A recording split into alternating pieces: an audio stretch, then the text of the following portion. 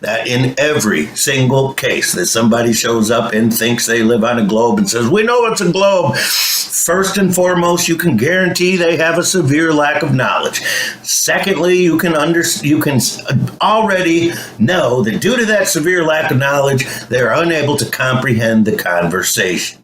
That's all fine, people's beliefs, but here's the big mistake, and where this is how far back we have to go to correct their comprehension and just to point out the reality of the situation. When you come to the age where somebody tells you Santa Claus is not real, and you begin to assess the situation, and you realize, yeah, it's not scientifically viable, okay, do you all of a sudden go, oh, you're going to have to prove he's not real? You can't debunk Santa Claus. You can't prove to me he's not real. Then they want to show up every January and call you and go, see, another 4.2 billion children got presents this year, Lucky. Of course Santa Claus is real. Until you can prove he's not, our made-up fairy tale wackadoodle science fiction reality remains real until you can prove every single detail that pulls the rug completely out from underneath our belief in Santa Claus. Every detail.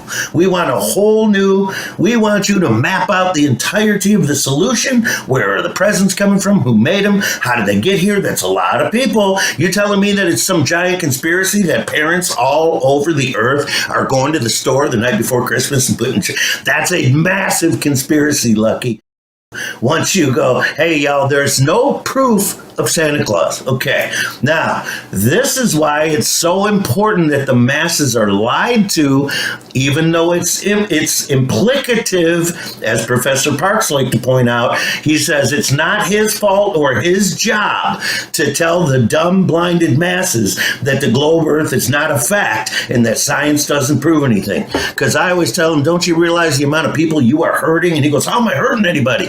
And I'm like, well, you're at the highest level of academia. You're well aware the globe Earth has never been proven scientifically or factually other than outer space on your television. This is the one thing that the highest level of academia and Lucky Haskins and most flat earthers all agree on. There is no scientific proof of any globe Earth. Okay?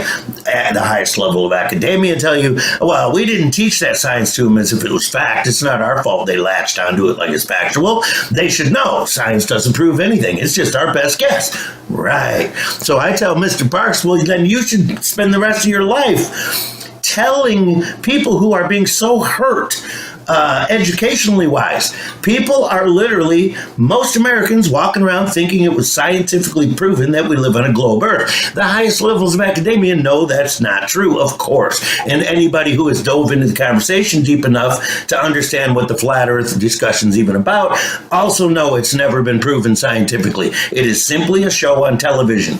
The highest levels of academia will tell you, if they believe in the globe, they'll tell you we proved it when we went to outer space. So now you have to believe in outer space.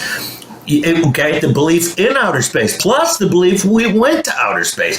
I know outer space doesn't exist, and I know we never went to outer space because it disagrees with experiment. I've always kept both my boots on the ground. If it disagrees with experiment, it's wrong. Nobody's ever going to travel using an experiment, using a theory that disagrees with experiment.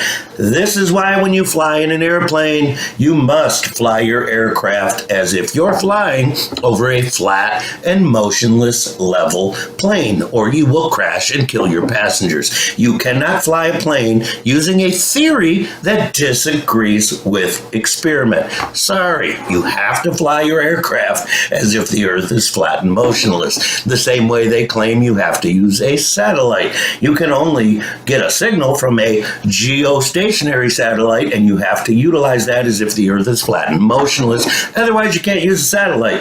Pretty simple stuff, folks. There are no applications for things that disagree with experiment. The globe Earth wholeheartedly disagrees with experiment. That's why it's never relevant to any application.